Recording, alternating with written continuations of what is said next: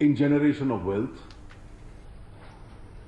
And as far as India is concerned, we have a very large trained manpower resource. We have a large natural resource. We have a very large geography, a very large population, a very large market. And an India which excels in its entrepreneurship whenever the opportunity comes. And therefore, when we made a policy shift 2.5 decades ago and unshackled the energies of Indians, we've seen the leaps and bounds which Indians have been able to grow with.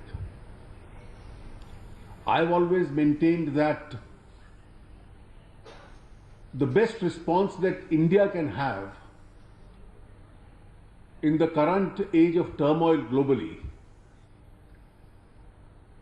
because turmoils of one form or the other are going to impact on markets, has to be that in terms of policy, in terms of its own performance, we have to make the very basis and fundamentals of our economy extremely sound.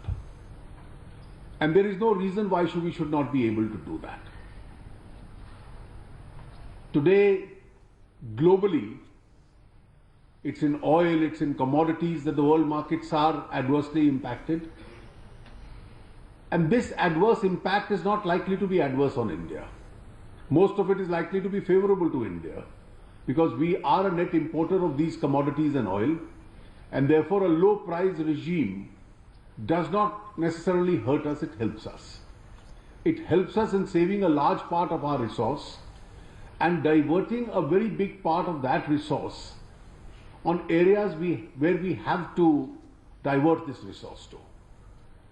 And it is therefore keeping these ends in mind that the policy direction of the last few months has been that we've opened up in sector after sector, inviting investment. So our defense sector today has been opened up. A very large number of joint ventures are being entered into. The state is actively encouraging them. And we hope that from being only an exclusive importer of these products, we also start becoming a manufacturer of these products. It's only then that the Make in India becomes a reality. Whether it's the insurance sector or it's the real estate sector, and now even the railway sector. We've opened up for infrastructure investment in the railways so that India can transform our railways, which has been traditionally a very powerful mode of travel in India, into a world-class railway itself. And therefore the emphasis has been to use the present global situation and the fiscal space that it allows us to divert a large part of our national resource into infrastructure, highway construction, ports, modernization of airports, railways, to divert it into irrigation. And these are the sectors where we are making this emphasis into. And I'm quite certain that with the emphasis in these sectors, there would be a very large number of US investors in infrastructure, into the other financial markets in India, into areas of clean energy, which is a huge program. We have the largest program globally as far as clean and renewable energy is concerned, into areas such as hospitality. And therefore, on the strength of these sectors where we can get the investment. India is a society, let us remember, besides being a net importer of areas where global prices are falling, there is a huge space still for infrastructural investment. And this space to the investor also provides a large amount of return. And it's therefore extremely important that we utilize the current opportunity in strengthening those parameters of real economy as far as India is concerned. And it's extremely necessary for that. We need to have several internal changes in India. We need a change in India in terms of quick decision making. We need a change in India in having a stable policy regime. We need a change in India in having a very predictable taxation system. And we need a change in India in improving upon the ease of doing business processes. And I must mention here that as far as the last two are concerned, it's still work in progress as far as India is concerned. Some processes have been eased, from FIPB to environment, these clearances have become extremely simpler in India now. They've become much faster.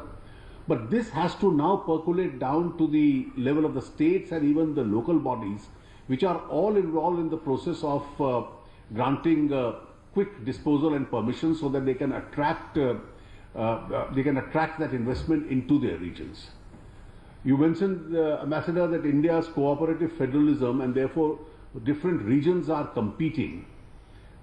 I've always believed that this is also competitive federalism, and therefore those in this competition who come out with a more aggressive approach, a more progressive approach, come out with a more reform-oriented approach, those regions and states are going to benefit more, and those who remain glued into the status quo itself perhaps may not be able to do as much justice to their people as is required under the circumstances.